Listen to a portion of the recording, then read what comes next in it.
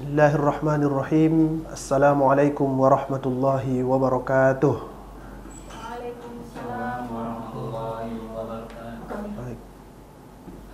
Selamat sore kepada kita semua yang hadir di berbagai platform di siang menjelang sore hari ini.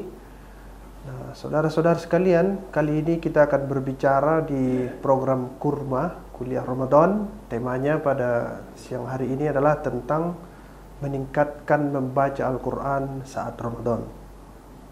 Saya langsung saja karena waktunya sangat singkat, tidak pakai pengantar-pengantar ya. Nah, kita lihat dulu tema ini. Disebut membaca Al-Quran saat Ramadan. Nah, masyarakat kita ada semacam kekeliruan kalau disebut membaca Al-Quran. Sebenarnya kalau dilihat dalam bahasa Arab, membaca Al-Quran itu paling tidak bahasa Arabnya ada dua. Satu qoro'a, yang satu lagi tala. Nanti dari tala itu muncullah istilah tilawatil Quran. Qoro'a ataupun ikro itu artinya membaca. Tapi di waktu wahyu ini turun, Allah tidak menyebutkan objek apa yang dibaca itu, sehingga boleh segala hal.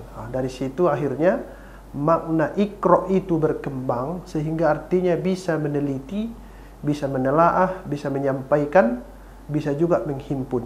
Nah, makna yang terakhir itu menghimpun, itu artinya menghimpun huruf-huruf untuk dibaca.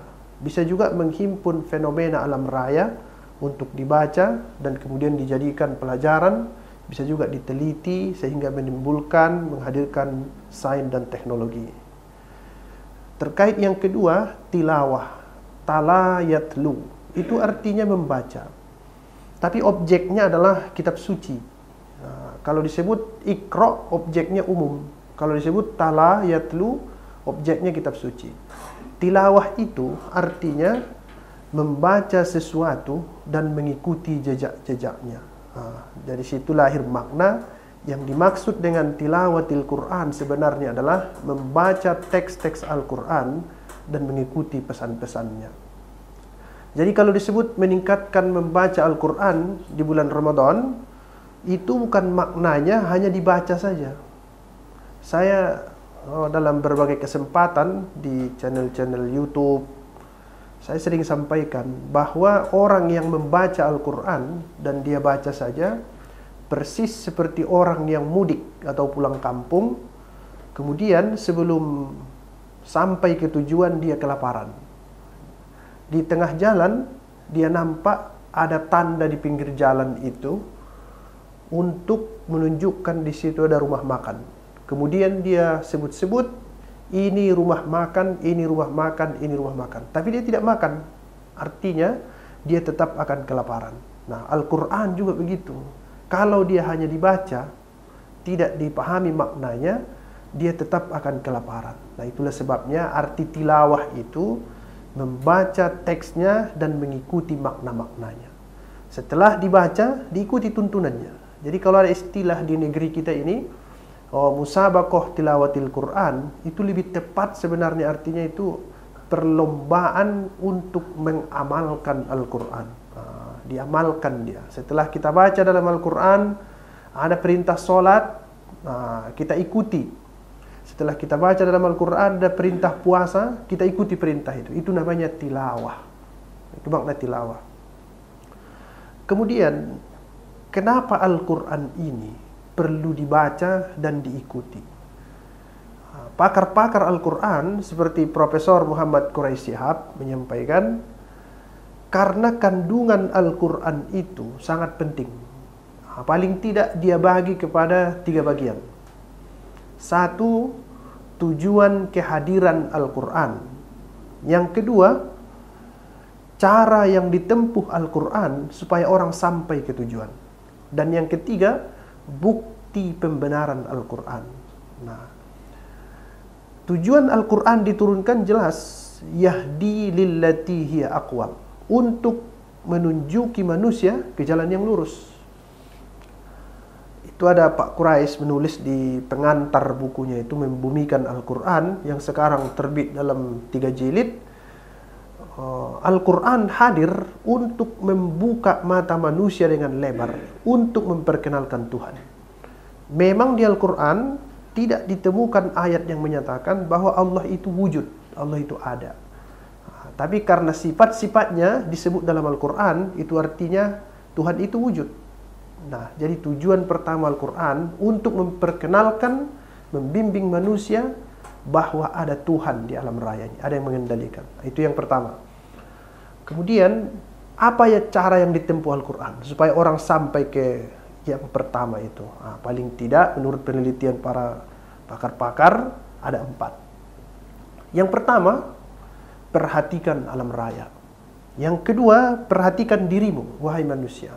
Dan yang ketiga, perhatikan sejarah. Dan yang keempat, perhatikan ada janji dan ancaman dalam Al-Quran. Kalau yang 4 ini dilakukan, barulah manusia sampai ke yang pertama tadi. Tujuan untuk kehadiran Al-Quran itu diketahui. Perhatikan alam raya. Kita sekarang ini, umat Islam, ketinggalan. Dulu, di zaman-zaman keemasan Islam, banyak ahli-ahli yang meneliti alam raya, sehingga ilmu pengetahuan itu dikuasai oleh umat Islam. Sekarang ini permasalahan kita, kalau disebut istilah membaca Al-Quran, hanya berhenti di ilmu-ilmu agama. Padahal menurut penelitian para ahli, ada isyarat dalam Al-Quran tentang ilmu-ilmu kealaman yang sangat banyak. Misalnya, kata bahrun artinya itu laut. Kata barrun artinya itu darat. Itu kalau diteliti presentasinya, sama dengan jumlah penelitian yang dibuat oleh pakar-pakar bahwa daratan itu lebih sedikit dari lautan. Bandingannya itu persentase kosakatanya itu sekitar 71% dibanding 29%. Itu isyarat dari ilmu alam. Nah, sekarang kita lihat dunia, teknologi dikuasai oleh orang yang bukan Islam karena kita menduga ajaran Al-Quran itu hanya berhenti di rumpun religious science, ilmu-ilmu keagamaan. Yang kedua, supaya manusia sampai kepada Tuhan, lihat dirimu. Wa fi anfusikum afala tubsirun. Kamu ini manusia, makhluk yang luar biasa. Kamu tidak diberi sayap, tapi bisa terbang melebihi burung. Kamu ciptakan pesawat terbang. Dan kamu tidak diberikan insang, alat pernapasan, tapi kamu bisa menyelam ke dalam lautan melebihi ikan. Kamu diberi oleh Tuhan pikiran sehingga bisa menciptakan kapal selam. Wa fi anfusikum, perhatikan dirimu. Dan harus kamu ingat bahwa kamu itu tercipta dari sesuatu yang membasahi, sangat kecil sekali. Tiba-tiba kamu bisa besar di alam raya ini, bisa menciptakan peradaban. Siapa yang mengendalikan itu? Pasti di sana ada Tuhan, Allah Subhanahu wa taala. Wa fi anfusikum. Yang ketiga, perhatikan sejarah. Para filosof sering mengatakan orang yang tidak mengetahui sejarah pasti mengulangi kesalahan yang sama di masa depan. Oleh sebab itu Al-Quran mengatakan, lihat sejarah. Kalau kamu temukan di informasi sejarah ada orang baik, contoh itu. Kalau kamu temukan di dalam informasi sejarah yang disebut dalam Al-Quran ada seorang manusia yang ayahnya baik tapi anaknya tidak baik, jangan heran kalau ada orang sekarang ayahnya terlihat soleh tapi anaknya tidak soleh. Itu biasa, ada dalam sejarah yang seperti itu. Nah, begitu juga kalau kamu lihat di zaman dulu ada penguasa yang tidak pernah diberi Tuhan sakit, sehingga dia tinggi hati, dia sebut akulah Tuhan. Faqala ana rabbukumul a'la. Nah, hal-hal seperti ini perlu diperhatikan untuk sampai kita kepada Tuhan, bahwa sejarah itu memang tercipta menggiring manusia untuk mengambil pelajaran. Nah, orang sering memberi nasihat, lihatlah ke masa lalu, tapi cukup dengan melirik, karena di sana itu banyak pelajaran yang bisa diambil. Jangan disesali masa lalu, cukup diambil pelajaran. Yang terakhir, supaya manusia sampai kepada Tuhan, ada janji dan ada ancaman. Nah, saya melihat selama bulan Ramadan Salah satu fenomena beragama kita dalam menyampaikan informasi agama itu sangat sering para dai kita hanya bisa mengancam-ngancam dan menyampaikan yang buruk-buruk. Nah, perlu saya sampaikan, itu hanya satu dari metode Al-Quran yang menjelaskan tentang bagaimana supaya manusia sampai kepada Tuhan. Kemudian pertanyaannya, kenapa orang lebih suka melakukan yang nomor 4 itu? Karena yang satu, yang kedua, yang ketiga itu susah. Ketika bercerita tentang ilmu alam, manusia harus mengerti biologi, harus mengerti fisika, harus mengerti kimia. Ketika bercerita tentang manusia, harus mengerti ilmu humaniora science. Dia harus paham tentang filsafat, paham tentang bahasa, sastra, dan lain-lain. Nah, sehingga sulit. Dan yang ketiga, ketika berbicara tentang ilmu sejarah, dia harus mengerti ilmu sosial. Karena sejarah itu, menurut sebagian pembagi rumpun ilmu dalam kuliah filsafat ilmu, itu bagian dari ilmu sosial.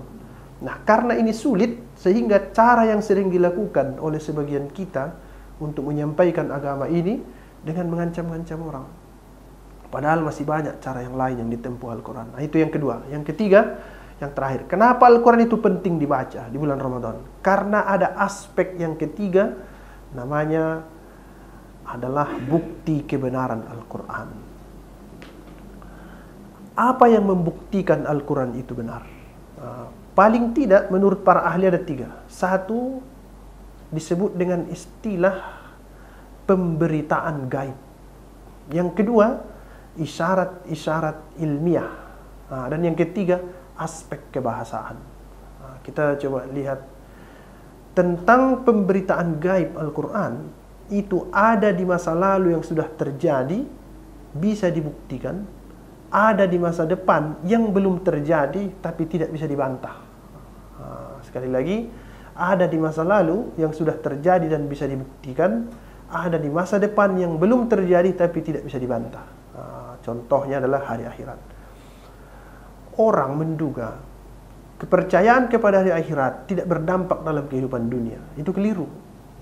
Orang yang berani korupsi itu karena dia tidak sadar bahwa di depan ada pengadilan Tuhan.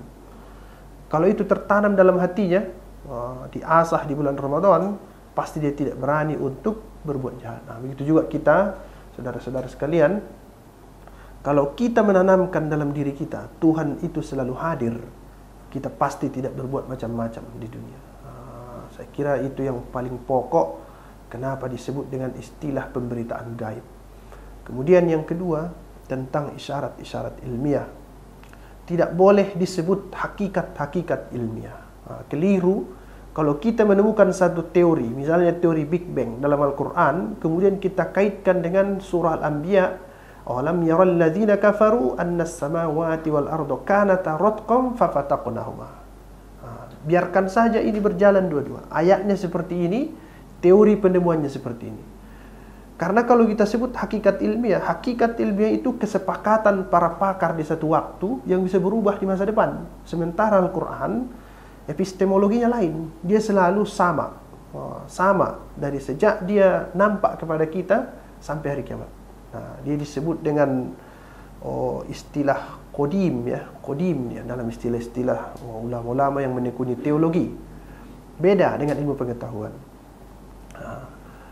Ada beberapa isyarat. Misalnya, di Al-Quran dia sebut istilah alladzi ja'ala lakum minasy-syajaril akhdari nara. Dia yang menciptakan bagi kamu syajaril akhdar, pohon hijau. Dulu orang menyebutnya zat hijau daun ataupun klorofil. Nah, Al-Quran menyebut istilah syajaril akhdar. Syajaril akhdar artinya kayu. Nah, artinya zat hijau itu ada di kayu itu, dan yang terbukti di ranting-rantingnya itu ada di situ zat hijau daun. Nah, jadi istilah yang disebut Al-Quran lebih tepat. Nah, itulah yang disebut dengan hakikat-hakikat ilmiah. Kemudian yang kedua, ada aspek yang lebih penting dari hakikat-hakikat ilmiah itu. Ada yang disebut dengan istilah bahasa, ketelitian bahasa. Ini nomor 3 ini, ketelitian bahasa. Dulu kalau ada seseorang yang terbunuh, orang Arab yang hebat di bidang sastra, yang menguasai sastra, dia sebut begini, al-qatlu anfa lil qatli. Membunuh, seorang yang membunuh itu mencegah pembunuhan baru. Itu benar, tapi kurang tepat. Nah, Al-Quran hadir mengatakan walakum fil qisasi hayah. Kalau kamu terapkan kisos, maka di sana ada kehidupan. Artinya sastra yang dimunculkan Al-Quran jauh lebih tinggi daripada yang dijelaskan oleh orang-orang jahiliyah yang mengerti tentang sastra. Sekarang ini saudara-saudara, ini agak sulit kita pahami ini, aspek yang ketiga ini, karena kita bukan hanya karena kita orang Arab, bukan orang Arab, tapi orang Arab sendiri pun sudah mulai kehilangan rasa bahasa itu. Nah, cuma sekarang ini saya melihat ada beberapa kitab-kitab tafsir yang menjelaskan tentang pentingnya sastra dalam Al-Quran. Ada tulis oleh Sayyid Qutb namanya, Fi Zilalil Quran. Dia padukan sastra dengan tafsir sehingga indah dibaca dan menimbulkan pergerakan. Nah, saudara-saudara sekalian, inilah saya kira mengapa kita penting meningkatkan membaca Al-Quran di bulan Ramadan ini. Bukan hanya sekedar dibaca. Saya coba simpulkan satu persatu supaya kita tidak lupa mulai dari awal tadi. Yang pertama, istilah membaca dalam Al-Quran ada dua. Satu qira'a, yang kedua tala, yatlu, tilawah. Kalau disebut iqra, baca, itu yang dibaca itu bebas. Bisa yang baik, bisa yang buruk. Bisa alam raya, bisa teks. Tapi kalau disebut tilawah, yang dibaca itu adalah objeknya kitab suci. Nah, iqra bisa juga artinya meneliti, menelaah, dan lain-lain. Jadi kalau disebut perintah membaca, maknanya luas. Sangat luas sekali maknanya. Nah, itu. Kita di Indonesia disebut tadarus, berhenti juga membaca saja. Padahal tadarus itu artinya belajar bersama-sama, berdiskusi. Itu kesimpulan yang pertama. Kemudian yang kedua, kehadiran Al-Quran itu adalah aspek yang membuat kita harus membaca Al-Quran. Tujuan kehadirannya apa? Jelas ada di Al-Quran. Disebut dengan yahdi lillati aqwam. Kemudian, kenapa juga membaca Al-Quran itu penting? Karena di sana ada cara yang ditempuh Al-Quran supaya orang kenal dengan Tuhan. Caranya ada 4. Yang pertama tadi, perhatikan alam raya. Yang kedua, perhatikan dirimu, manusia. Yang ketiga, perhatikan sejarah. Dan yang terakhir, perhatikan janji, ancaman dalam Al-Quran. Kata orang sekarang namanya reward dan punishment. Yang terakhir, kenapa Al-Quran penting untuk dibaca? Karena di sana ada bukti kebenarannya. Bukti kebenarannya itu diuraikan jadi 3. Yang pertama tadi, ada yang disebut dengan istilah isyarat-isyarat ilmiah, ada yang disebut dengan pemberitaan gaib, dan juga disebut dengan aspek kebahasaan. Dalam buku-buku ulumul Quran terbalik-balik ini disebut, tapi yang jelas yang 3 itulah kenapa Al-Quran penting dibaca. Satu, perintah membaca luas. Yang kedua, kita harus perhatikan bahwa Al-Quran itu ada aspek-aspek di dalamnya itu. Saya kira itu, saudara-saudara, kenapa kita perlu dekat dengan Al-Quran. Ini tidak bisa diuraikan dalam waktu yang sangat singkat ya. Karena tafsir yang ditulis oleh para ulama saja sudah ada 8.000 tafsir di dunia ini. Dan jilidnya mungkin bisa ratusan ribu atau bahkan jutaan. Nah, mudah-mudahan dalam episode yang lain bisa kita sampaikan bahwa Al-Quran adalah lautan ilmu pengetahuan. Nah, terima kasih. Untuk sementara saya tutup. Mana tahu ada pertanyaan-pertanyaan, mungkin akan saya jawab. Semua saya jawab. Nanti yang paling saya jawab, saya tidak tahu jawabannya. Karena ini susah ini belajar Al-Quran ini. Mudah-mudahan tidak ada pertanyaan yang sulit-sulit dari saudara-saudara sekalian. Terima kasih. Assalamualaikum warahmatullahi wabarakatuh. Oke, ada pertanyaan nih Pak Ustaz. Oke. Di Instagram atas nama elvira.fni.mmda. Bismillah, izin bertanya Bapak. Terkadang setiap kita diberi ujian, tahap pertama kita terkadang sudah bersabar dan berdoa. Namun terkadang sampai pada titik sudah membuat mental down. Nah, jadi pertanyaannya, apakah kita boleh menyerah Pak Ustaz? Baik. Langsung dijawab ya. Boleh Pak Ustaz. Nah, kita kembali ke Al-Quran ya.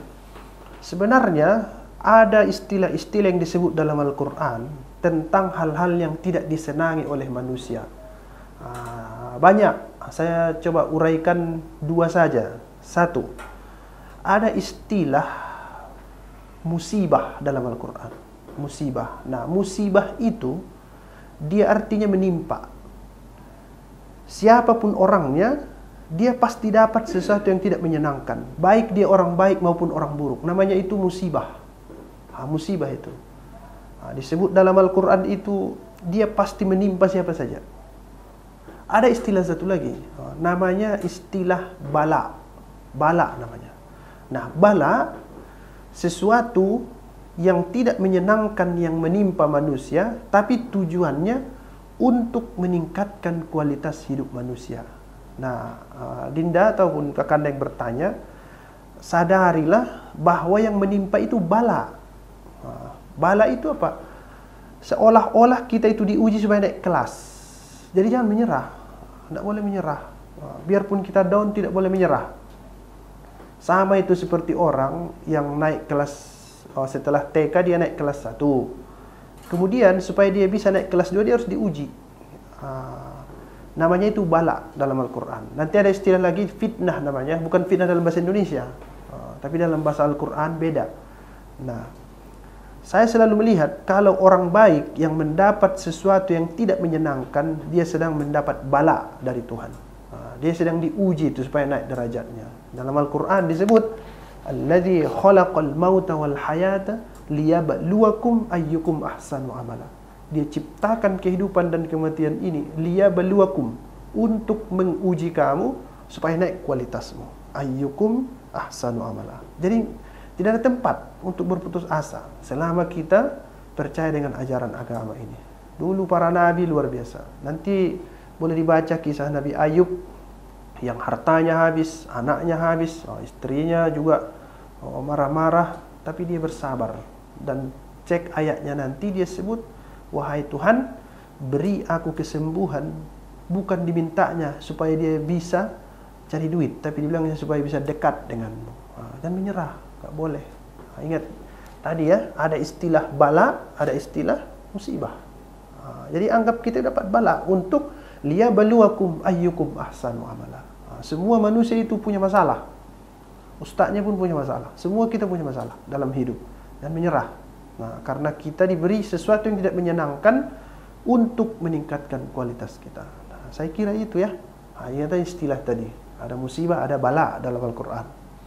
Terima kasih atas pertanyaannya. Oke, Pak Ustaz. Lanjut pertanyaan dari Nuzul Aini Ramadhani. Masih di Instagram nih, Pak Ustaz. Iya. Nah, pertanyaannya, kenapa kita harus mengejar Lailatul Qadar, Pak Ustaz? Oke. Lailatul Qadar dulu ya. Apa itu Lailatul Qadar? Lail artinya malam. Qadar artinya paling tidak ada 2. Satu artinya sempit. Nggak nyambung kan? Nah, itu artinya sempit, artinya itu satu. Yang kedua artinya suci. Kenapa disebut malam yang sempit? Tanazzalul malaikatu warruh, banyak malaikat turun, sempit malam itu. Dalam Al-Quran dia sebut itu, innallaha yabsutur rizqa liman yasha'u wa yaqdir. Yaqdir itu sempit, yabsut memperluas. Kalau disebut suci, ada di Al-Quran dia sebut wa ma qadarullaha haqqa qadrih. Suci. Kenapa perlu kita kejar? Karena memang manusia itu mencari kesucian. Apa tandanya orang dapat Lailatul Qadar? Itu yang perlu sebenarnya sama kita. Tandanya mudah saja. Hidupnya menjadi lebih baik. Itu aja yang dicari. Jangan cari yang lain-lain, misalnya cari uang, cari, kalau di kampung saya dulu ada mitos-mitos itu, dia cari jalan-jalan tiba-tiba dapat burung, kemudian disebut Lailatul Qadar. Tidak. Dari mana memahaminya? Karena di malam itu tanazzalul malaikatu warruhu fiha biizni rabbihim min kulli amr. Turun para malaikat di malam itu. Nah, malaikat itu fungsinya membisikkan yang positif kepada manusia. Berarti orang yang mendapat Lailatul Qadar, orang yang bisikan positif dalam dirinya lebih dominan daripada bisikan negatif. Itu aja dicari. Kalau dia, jangan terlalu yakin dengan mitos-mitos seputar Lailatul Qadar. Menandainya gampang. Kalau kita merasa bahwa tahun ini kita lebih baik dari tahun sebelumnya, itu dapat Lailatul Qadar. Sederhana itu. Ini di buku-buku banyak itu beredar, di media sosial harus dapat ini, dapat ini, dapat. Tidak.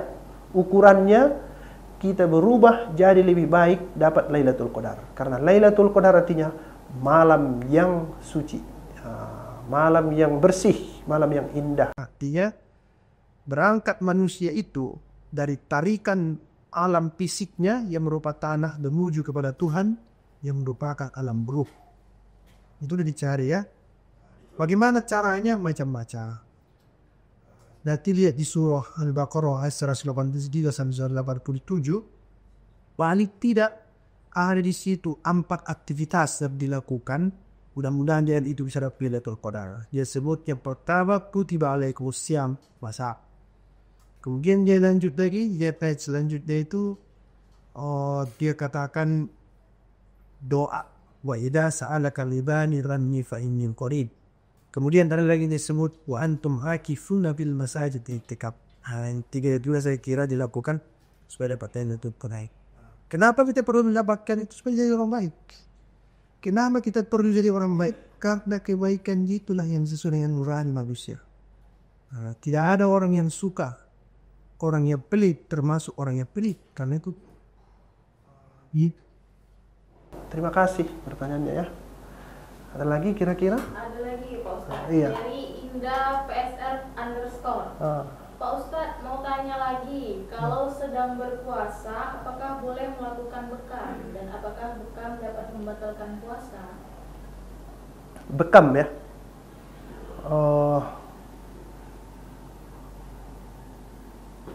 Menurut sebagian ulama boleh itu berbekam, boleh, ya kan?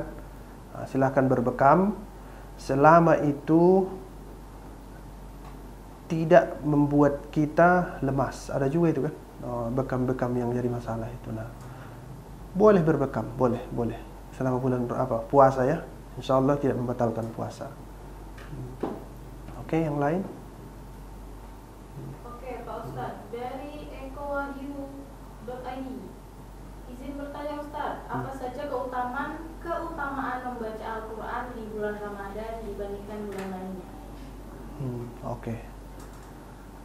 Banyak ya, saya kira. Ada satu hadis yang sangat populer yang kita dengar itu, siapa yang membaca Al-Quran satu huruf, maka baginya satu kebaikan.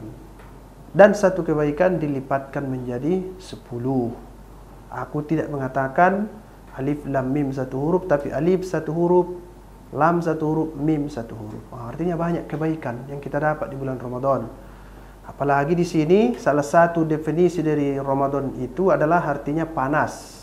Nah, panas itu maknanya adalah membakar dosa. Nah, bayangkan kalau banyak kita lakukan kebaikan di sini, dosa kita bisa terbakar. Nah, makanya Ramadan itu artinya panas dia, terbakar dosa-dosa manusia. Nah, sehingga termasuk amalan yang bagus itulah membaca Al-Quran. Nah, nanti lihat itu di surah Al-Baqarah itu syahrul Ramadan alladzi unzila fihi Al-Quran. Nah, banyak keutamaannya ya. Nah, yang kita cari adalah pahala yang bisa membakar dosa-dosa kita yang telah lalu. Nah, saya kira itu. Oke Pak Ustadz. Nah, ada lagi pertanyaan. Kalau orang dia udah sakit parah, Pak Ustadz, tapi dia tuh tetap pengen puasa, itu gimana Pak Ustadz? Sebaiknya nggak usah. Sebaiknya jangan puasa. Tidak puasa ya, karena ada keringanan dalam agama ini. Tapi kalau mau dipaksakan juga bisa. Cuma ada keringanan. Nanti kalau itu menimbulkan mudarat, justru puasanya jadi haram. Apalagi dia bisa kehilangan nyawa gara-gara itu kan. Jadi langkah lebih baiknya diikuti saja tuntunan agama bahwa orang yang sakit, yang sakitnya parah, sakitnya menahun, tidak ada harapan lagi untuk sembuh, boleh saja tidak puasa. Agama ini kan tidak mempersulit. Yuridullahu bikumul yusra wala yuridu bikumul usra. Jadi jawabannya boleh tetap puasa. Tapi kalau puasa itu bisa menghilangkan nyawanya, lebih bagus jangan puasa dia. Oke? Ada lagi Pak Ustadz. Pada bulan puasa ini kan banyak yang pada tadarus Al-Quran. Nah, bagaimana cara menumbuhkan rasa cinta membaca Al-Quran agar tidak hanya semangat di bulan Ramadan aja, Pak Ustaz, tetapi juga setelahnya? Setelah. Jadikan Al-Quran itu sahabat. Itu Pak Quraisy Shihab pernah ditanya orang, oh, bagaimana supaya semangat dengan Al-Quran? Jadikan dia sahabat. Nah, bagaimana sahabat itu? Selalu kita kawani kan? Kalau kita berpisah, tidak enak rasanya. Nah, jadi jadikan Al-Quran itu sahabat. Dan Al-Quran ini dialah petunjuk satu-satunya yang tidak terikat oleh kepentingan. Nah, kalau kita baca buku yang lain-lain, misalnya novel itu nanti masuk di situ pikiran-pikiran perasaan orang. Nah, kalau kita baca buku hukum, ada juga intervensi di situ. Nah, Al-Quran ini dia tidak murni, tidak punya kepentingan. Jadi bayangkan kita punya sahabat yang tidak punya kepentingan. Kadang kita punya kawan, kenapa kita bisa ribut? Karena masing-masing punya kepentingan kan? Nah, Al-Quran ini dia adalah petunjuk yang tidak ada kepentingan apa-apa. Nah, jadi cara hanya jadikan dia sahabat. Itu satu. Yang kedua, kita berusaha memahami maknanya yang kita baca itu. Memang saya selalu resah ya. Keresahan kita itu banyak umat Islam yang tidak mengerti kitab sucinya, tidak paham dia. Kemudian apa solusinya supaya bisa kita paham itu? Menurut saya sekarang ini sudah banyak majelis taklim. Nah, bisa kita datangi itu majelis taklim itu sehingga bisa kita belajar Al-Quran. Saya mengajarkan tafsir itu lama ya, hampir 4 tahun lebih, dan memang harus butuh waktu yang lama. Ada tenaga yang ekstra, apalagi kitab-kitab tafsir itu banyak. Nah, untuk kita yang pemula-pemula, coba dulu tadarus yang dilaksanakan di malam hari itu tidak berlomba membaca, tapi kalau bisa panggillah ustadz untuk menjelaskan apa artinya yang dibaca itu. Nah, saya kira ini langkahnya. Yang dua yang bisa kita lakukan supaya kita tetap semangat. Satu, jadikan Al-Quran itu sahabat, berkawan sama dia. Nah, kemudian yang kedua, berusaha memahami makna yang kita baca. Berusaha kita pahami itu, apa makna yang kita baca itu. Nah, itulah saya kira caranya ya, yang dua itu. Baik, ada lagi kira-kira? Oke, ada lagi nih Pak Ustadz. Masih dari KFirafendi.mmda. Izin bertanya lagi Pak Ustadz, bagaimana caranya agar kita bisa istiqomah dan semangat dalam amal-amal kebaikan Pak Ustadz? Caranya ya, supaya istiqomah. Nomor 1, cari kawan yang istiqomah. Ini kawan ini, itu yang mempengaruhi kita. Kan kata Imam Ghazali, ada 4 hal yang mempengaruhi manusia itu supaya akhlaknya terbentuk. Nah, coba dicatat ya, ada 4 hal. Yang pertama itu disebut dengan istilah pembiasaan. Paksa supaya terbiasa. Nah, yang kedua yang bisa kita lakukan supaya bisa istiqomah itu adalah keteladanan. Nah, jadi contoh. Tengok contoh. Nah, itu maksudnya tadi. Keteladanan ini siapa yang bisa kita jadikan contoh? Banyak. Ada orang tua, dan yang paling penting kawan. Ada komunitas. Nah, cari kawan-kawan yang seperti itu. Nanti kita akan terpengaruh itu. Karena manusia ini anak dari lingkungannya. Bagaimana lingkungan dia, begitulah dia. Manusia itu. Lingkungannya itu mempengaruhi dia. Orang yang sangat baik, tapi kalau lingkungannya buruk, dia pasti buruk. Nah, lingkungan. Kemudian ada lagi kata Imam Ghazali, supaya bisa terbentuk konsistensi dalam akhlak itu ada namanya al-bi'ah,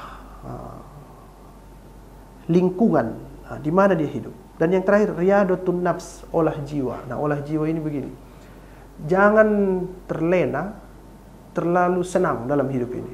Kalau misalnya kita punya mobil, punya fasilitas segala macam, sekali-sekali tinggalkan itu. Tapi sekali-sekali ya, jangan sering. Nanti dia jadi susah hidupnya, tidak betul. Nggak boleh juga, tapi sekali-sekali. Misalnya dia punya mobil, sekali-sekali naik kereta. Itu caranya. Nah, lakukanlah yang 4 itu. Nanti insya Allah konsisten itu. 1 tadi, pembiasaan. Paksa diri. Paksa diri kita. Yang kedua, keteladanan, cari kawan yang bisa dijadikan contoh. Ini kawan ini maksudnya bisa orang tua atau siapa saja ya. Yang penting ada sifatnya yang positif bisa menular ke kita. Nah, kemudian yang ketiga, cari lingkungan yang bagus. Di mana kita hidup pasti mempengaruhi kita. Dan yang terakhir dia ada nafs, tinggalkan kesenangan dunia itu sekali-sekali. Jangan sering-sering diikuti dunia. Ini kalau nafsu ini dia seperti minum air laut. Kita turuti dia terus mengikuti kita. Makin haus, makin diminum. Nah itu, yang 4 itu dilakukan supaya bisa konsisten. Oke? Ada lagi kira-kira? Oke, masih ada nih Pak Ustaz. Kita beralih ke pertanyaan di Facebook. Dari hamba Allah nih Pak Ustaz. Assalamualaikum, izin bertanya Pak Ustaz. Pekerjaan yang bagaimana yang membolehkan orang tidak berpuasa dan bisa diganti di hari-hari yang lain selain bulan Ramadan Pak Ustaz? Ini agak susah ini ya. Kerja berat kali kerjanya itu.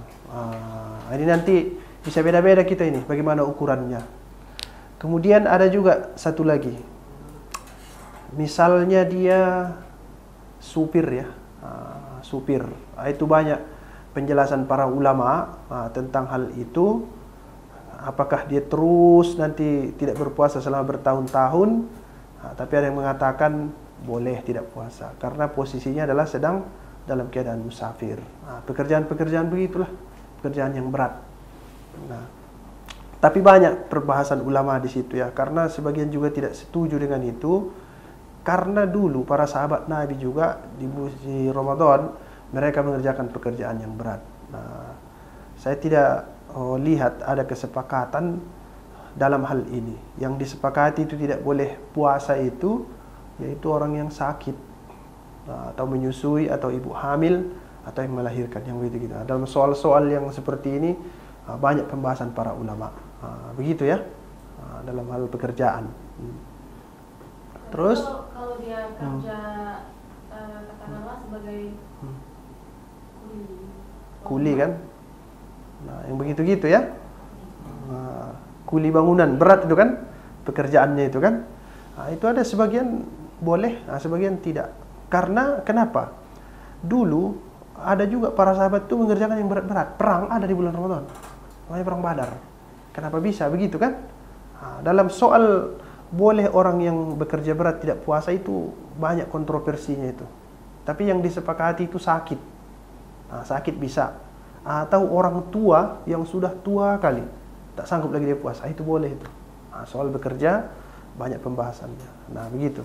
Kalau koki Pak Ustaz, kan koki itu menyium aroma makanan terus setiap hari, itu gimana Pak Ustaz? Enggak batal. Berarti tergantung imannya ya Pak Ustaz? Itu enggak batal. Kalau dia cuma cium aromanya kan, itu enggak batal puasanya itu. Nah begitu. Yang batal itu kalau dia makan. Makan dia gitu. Oke Pak Ustaz. Lanjut pertanyaannya dari TikTok. Dari Bang Fadli Siagian. Ustadz, saya mau bertanya dari Fadli Siagian, bagaimana dalam pandangan Imam Al-Ghazali tentang tingkatan puasa? Itu ada yang sangat populer itu ya. Ada yang disebut dengan puasa orang biasa, ada yang disebut dengan puasa khawas, ada lagi khawasul khawas, yang itu mungkin maksudnya itu. Bertingkat-tingkat orang yang berpuasa itu kan. Nah, ini tidak bisa saya uraikan. Siapa tadi Pak Li ya, terlalu luas. Saya coba begini sajalah. Ada di tafsir Imam Qushairi itu Lataiful Isyarat namanya. Kita kan kalau biasa memaknai itu sumu li ru'yatihi waftiru li ru'yatihi. Puasalah kamu karena melihat bulan. Dan juga berbukalah kamu karena melihat bulan. Itu kata Imam Qushairi. Itu puasa orang khawasul khawas itu begitu. Ketika dia puasa dia bisa melihat Tuhan. Ketika dia tidak puasa dia juga bisa melihat Tuhan. Artinya itu dia sudah ada di maqam sufi ya, di maqam musyahadah, maqam muqasyafah. Terbuka hijab Tuhan itu. Nah, ini orang yang khawasul khawas. Kalau saya kira sederhananya beginilah. Kita bedakan mana yang membatalkan puasa, mana yang membatalkan pahala puasa. Begitu ya. Makan minum batal puasa. Dia tidak makan, tidak minum, tapi dia melihat-lihat orang yang buka aurat, joget-joget di TikTok. Nah, itu pahala puasanya itu hilang. Batal pahala puasanya. Nah, paling pembeda-pembedanya itu ada yang menyebutnya dengan istilah ini puasanya zahir-zahir saja, ini puasanya puasa batin. Nah, begitu ya. Nanti boleh dicek Sumu li ru'yati wa aftiru li ru'yati, bagaimana penjelasan Imam Al-Qushairi. Ada tingkatan-tingkatan puasa, betul Imam Ghazali itu. Ada puasa orang awam, ada puasa khawas, ada namanya puasa khawasul khawas. Nah, itu.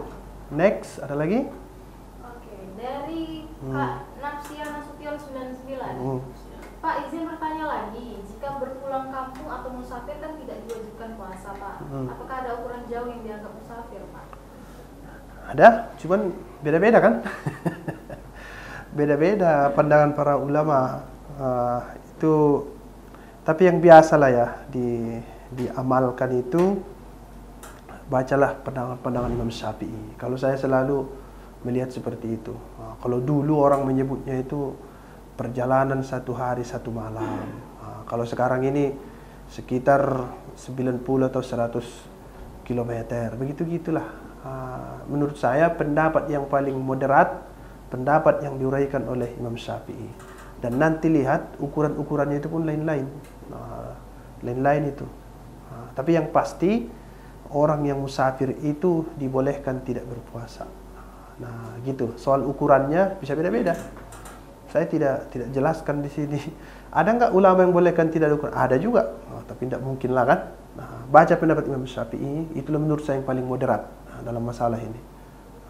Terus? Oke, Pak Ustaz. Pertanyaan dari Kang _mas_ali52.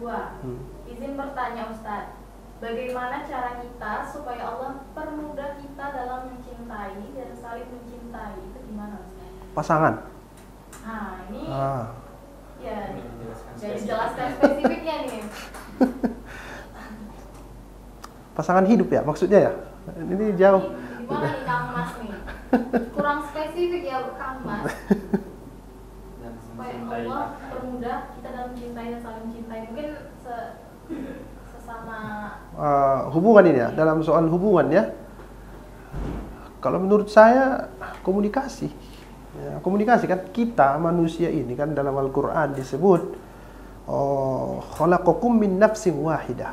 Ada itu dalam cerita-cerita Yunani dulu. Sebenarnya orang yang mencintai itu adalah orang yang mempunyai 2 ruh terjebak dalam satu tubuh. Nah, bayangkan itu. 2 ruhnya tapi terjebak dalam satu tubuh. Jadi mereka sebenarnya sama. Tapi mereka ini juga bisa berpisah kalau cinta itu tidak dirawat. Coba kita lihat Al-Quran. Ini aneh ini Pak. Siapa tadi yang bertanya? Kang ya? Kang Mas. Tidak ada di Al-Quran disebut suami mencintai istri, istri cinta suami. Nggak ada itu. Nggak ada di Al-Quran. Yang ada di Al-Quran itu Allah mencintai orang yang sabar. Gitu-gitu ya. Kalau begitu apa maksudnya? Cinta itu harus diperjuangkan. Harus diusahakan. Berjuang. Salah satu caranya menurut saya di era modern kita yang sekarang ini adalah perhatian. Saling perhatian. Yang kedua adalah komunikasi. Jangan ada yang ditutupi. Kalau ditutupi nanti timbul kecurigaan. Kalau dia perempuan, yang paling penting untuk perempuan itu adalah perhatian. Tapi yang paling penting untuk laki-laki adalah penghargaan. Laki-laki itu mintanya dihargai. Kalau perempuan itu mintanya diperhatikan.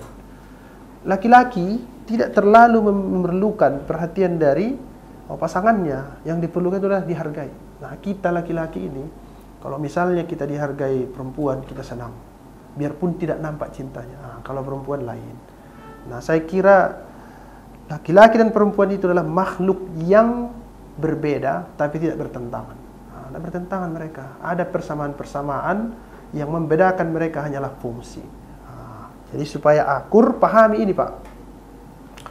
Itu bibir gelas dengan bibir pisau itu hampir-hampir sama tajamnya itu. Hampir. Tapi kalau misalnya kita letakkan pisau ke bibir kita, kemudian kita letakkan gelas itu untuk memotong bawang, itu nggak akan terjadi itu. Artinya apa? Ada fungsi laki-laki, ada fungsi perempuan. Nah, pahamilah fungsi-fungsi ini. insya Allah itu rukun itu. Terjadi itu interaksi, saling mencintai. Nah, begitu ya, komunikasi Pak, komunikasi. Intinya komunikasi ya. Saya kira itu. Terima kasih. Oke, lanjut Pak Ustaz. Dari abad_, Ustaz izin bertanya, apakah seseorang yang pendosa boleh berdoa meminta apa yang dia inginkan? Dan apakah doanya didengar oleh Allah? Pasti. Dalam Al-Quran, coba dulu ya, jangan putus asa, Adinda ya, tawan Anda, jangan putus asa. Dulu orang yang paling keras terhadap Islam, sekarang kuburannya di samping Nabi Muhammad SAW. Siapa namanya? Umar bin Khattab. Nah, jangan putus asa. Biarpun kita pendosa, pendosa itu dia memang rusak di masa lalu, tapi dia punya masa depan yang bagus. Tidak ada masalah. Kita ini semua punya salah kita semuanya. Jadi kalau dia berdoa, boleh, sangat boleh sekali. Saya sering kasih contoh itu. Misalnya mana lebih baik menurut Dinda yang bertanya. Suatu saat ada bapak-bapak duduk di depan masjid. Tiba-tiba di depan mereka lewat, mohon maaf, seorang perempuan yang menjajakan diri, pelacur ya. Di dalam hati bapak-bapak itu, jahat kali lah dia itu. Dalam hati yang tadi perempuan yang tidak baik itu, enak kali lah orang itu beribadah, pasti mereka masuk surga. Dalam hati bapak itu, pasti dia masuk neraka. Siapa lebih bagus sebenarnya? Coba kita timbang-timbang itu yang begitu. Jadi semua orang punya harapan. Kita memang buruk di masa lalu, tapi di masa depan belum tentu. Dulu pun orang sering mengatakan, itu kalau misalnya nanti saya tidak diterima taubat saya, bagaimana? Orang yang bersalah, kafir dia seumur hidupnya, 1 detik dia ucapkan syahadat, kemudian dia mati, itu masuk surga itu. Kafir. Kenapa? Karena orang yang masuk ke Islam, dosanya itu hilang semua. Pas dia masuk Islam, meninggal dia. Berarti tidak ada dosanya kan? Apalagi orang Islam yang dari kecil dia sudah bersyahadat, sudah ada pahalanya. Tempelannya itu sudah ada. Jangan putus asa. Berdoa banyak-banyak. Berdoa. Dalam Al-Quran dia sebut, wa idza sa'alaka ibadi anni fa inni qarib. Kalau seorang hamba itu berdoa kepada aku, fa inni qarib, saya dekat.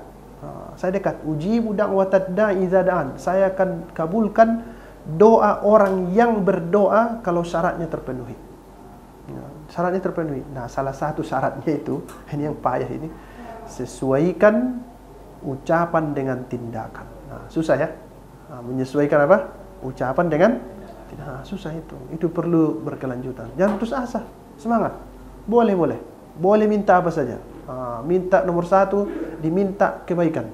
Rabbana atina fid dunya hasanah wa fil akhirati hasanah wa qina azabannar.